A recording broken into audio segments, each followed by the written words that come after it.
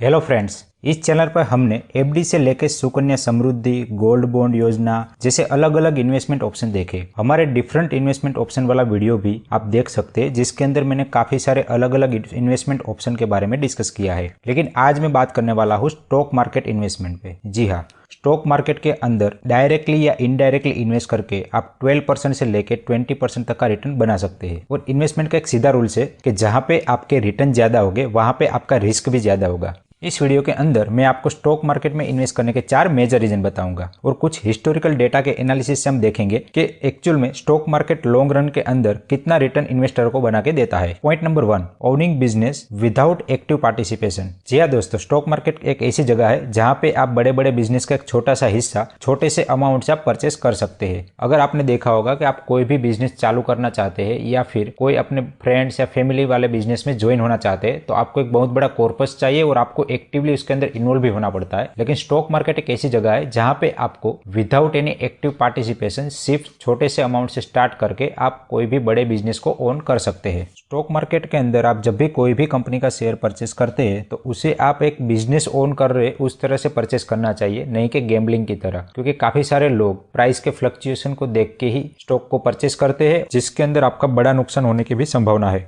Point number 2, market always beat inflation. इस सच को हमें मानना ही पड़ेगा क्योंकि मार्केट ऑलवेज लॉन्ग रन के अंदर इन्फ्लेशन को बीट करता है। क्योंकि चीज वस्तुओं के जो दाम महंगाई की वजह से बढ़ते हैं वो डायरेक्टली कंपनियों के प्रॉफिट में ऐड होते हैं और कंपनी का जो प्रॉफिट है वो डायरेक्टली स्टॉक प्राइस को भी बढ़ाता है। तो इस तरह से लॉन्ग रन के अंदर मार्केट ऑलवेज इन्फ्लेशन को बीट करता है। थर्ड रीजन है लेस टैक्स। स्टॉक मार्केट के अंदर इन्वेस्ट करने पे आपको लॉन्ग टर्म कैपिटल गेन या फिर short term capital gain tax लगता है जो 10% या 15% होता है। अगर हम आज के टैक्स स्लैब के हिसाब से उसकी कंपैरिजन करें तो उसकी कंपेयर में ये टैक्स काफी कम है। तो आपको यहाँ पे जो टैक्स लगता है वो कम लगता है। अगर हम बाकी गवर्नमेंट स्कीम के बारे में देखें तो वहां पे आपका टैक्स नील होता है, लेकिन वहां पे रिटर्न भी कम होता है। तो अगर आप कंपेरिजन करके देखेंगे कि सिर्फ आप 1 या 2% रिटर्न अगर ज्यादा बनाएंगे तो आपका जो टैक्स बेनिफिट है वो पूरा नील हो जाएगा। तो स्टॉक मार्केट के अंदर आपका जो रिटर्न है वो 12% से भी ऊपर हो सकता है। तो लॉन्ग रन के अंदर स्टॉक मार्केट आपका एक अच्छा खासा वेल्थ क्रिएट कर सकता है। चौथा और सबसे मेजर रीजन है कि स्टॉक मार्केट के अंदर इन्वेस्ट करने पे आपको हायर रिटर्न मिलता है। अब ये चीज को हम एक डेटा एनालिसिस की मदद से देखते हैं। तो आइए चलते हैं कंप्यूटर स्क्रीन की ओर।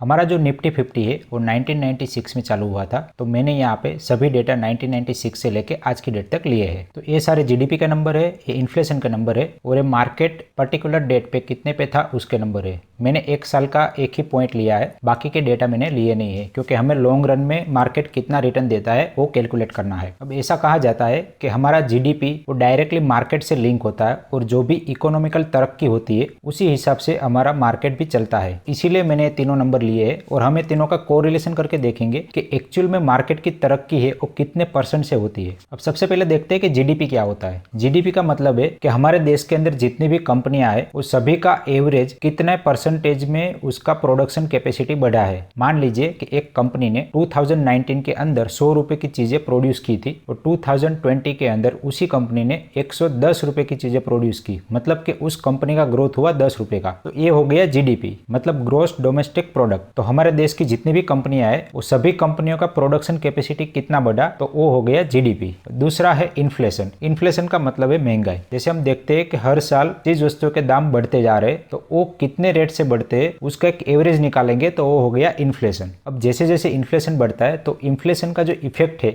वो आम आदमियों के ऊपर आता है, लेकिन वो कंपनी के ऊपर नहीं आता, क्योंकि कंपनी के ऊपर जितने भी रॉ मटेरियल का कॉस्ट बढ़ेगा उसी हिसाब से वो अपनी प्रोडक्ट के भी कॉस्टिंग बढ़ा देगा और साथ में अपने स्टाफ की सैलरी बढ़ाएगा। तो इस हिसाब से जो इन्फ्लेशन है वो कंपनी के प्रॉफिट एंड लॉस में दिखाई नहीं देगा, उल्टा कंपनी अपने प्रॉफिट एंड लॉस में ज्यादा प्रॉफिट दिखाएगी, क्योंकि इन्फ्लेशन जैसे ही बढ़ता है वो अपने प्रोडक्ट के दाम बढ़ा देते हैं। अब इन्फ्लेशन का इफेक्ट सबसे ज्यादा किसके ऊपर आता है? तो इन्फ्लेशन का इफेक्ट जो लोग मार्केट के अंदर इन्वेस्ट नहीं कर रहे उसके ऊपर आता है, क्योंकि वो लोगों के पास जो पैसा है या फिर उसकी सैलरी है वो एक particular small amount of rate से ही बढ़ती है, जबकि इन्फ्लेशन तो अपने रेट से बढ़ता ही रहता है। और सामने की ओर उसके पास जो सेविंग किया हुआ पैसा है वो वैसे का वैसे ही पड़ा रहता है, जबकि सामने इन्फ्लेशन बढ़ जाता है जिससे उनके पैसे की वैल्यू कम हो जाती है। अगर आपके पास जो पैसे है वो मार्केट के अंदर इन्वेस्ट कर देते हैं तो यहाँ से हम कोरिलेशन की हेल्प से समझ समझेंगे तो आपके जो पैसे है वो जीडीपी प्लस इन्फ्लेशन वाले रेट से बढ़ेंगे। तो ये चीज का कोरिलेशन आप यहाँ पे देख सकते हैं ग्राफ की हेल्प से। यहाँ पे मैंने एक नंबर 1996 के अंदर निफ्टी का जो एवरेज प्राइस था 600 रुपी, उस हिसाब से यहाँ पे मैंने 600 ले लिया है। यहाँ पे पर्टिकुलर डेट पे इसका नंबर 900 दिखा रहा है, लेकिन उसका पूरे साल का एवरेज नंबर था 600 रुपये।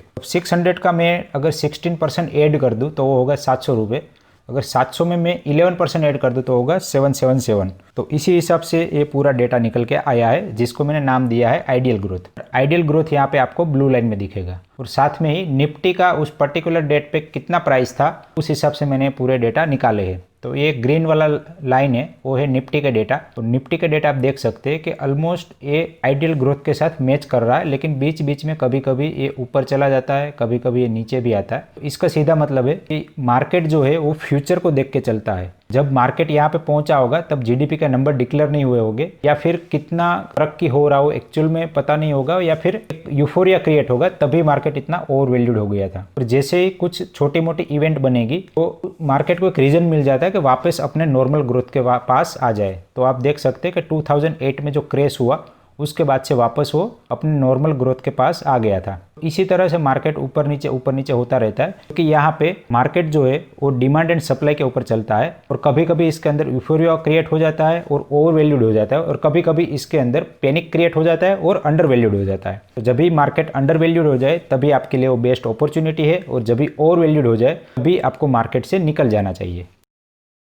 तो ये डेटा को कंसीडर करके हम आज की डेट में मार्केट कितना होना चाहिए उसका प्रेडिक्शन भी कर सकते हैं। तो हम देखते हैं कि आज की डेट में मार्केट अंडर वैल्यूड है या फिर ओवर वैल्यूड है। तो यहाँ पे जो लास्ट कॉलम है इसमें हम जीडीपी के नंबर प्रेडिक्ट करके डाल सकते हैं, और उससे आपको आइडिया लगेगा कि मार्केट कितना होना चाहिए। तो यहाँ हम देखते हैं कि अगर 2020 के अंदर जीडीपी ग्रोथ के नंबर 6% आता है और इन्फ्लेशन का नंबर 6% आता है, तो यहाँ पे 12% का ग्रोथ होगा। तो 12% के हिसाब से मार्केट का वैल्यूएशन होना चाहिए 13,350 रुपये। तो एक्चुअल में 21 दिसंबर के दिन मार्केट का वैल्यूएशन 13,000 के आसपास था। तो यहाँ पे 13,000 अगर होगा तो वो सही में वैल्यूड है। अगर हम 2021 की बात करें तो 2021 के अंदर जीडीपी ग्रोथ के नंबर 10% से 11% तक आने की संभावना है, और अगर हम इन्फ्लेशन देखें तो इन्फ्लेशन 4 से 5% तक रह सकता है। तो हम दोनों को अगर जोड़ लेते हैं तो यहाँ पे जो नंबर आएगा वो 15% आएगा। तो हम अगर 13,000 रुपये का 15% गिनते हैं तो मार्केट कम से कम 2,000 रुपये यहाँ से बढ़ सकता है। तो मतलब कि मार्केट अगर 2021 के अंदर 15,000 के आसपास रहता है तो वो सही में वैल्यूड है। अगर उससे ज्यादा ऊपर जाता है तो वो ओवर वैल्यूड हो जाएगा। तो ओवर वैल्यूड के केस में आप धीरे धीरे अपना इक्विटी एलोकेशन कम करके डेट के अंदर ट्रांसफर कर सकते हैं।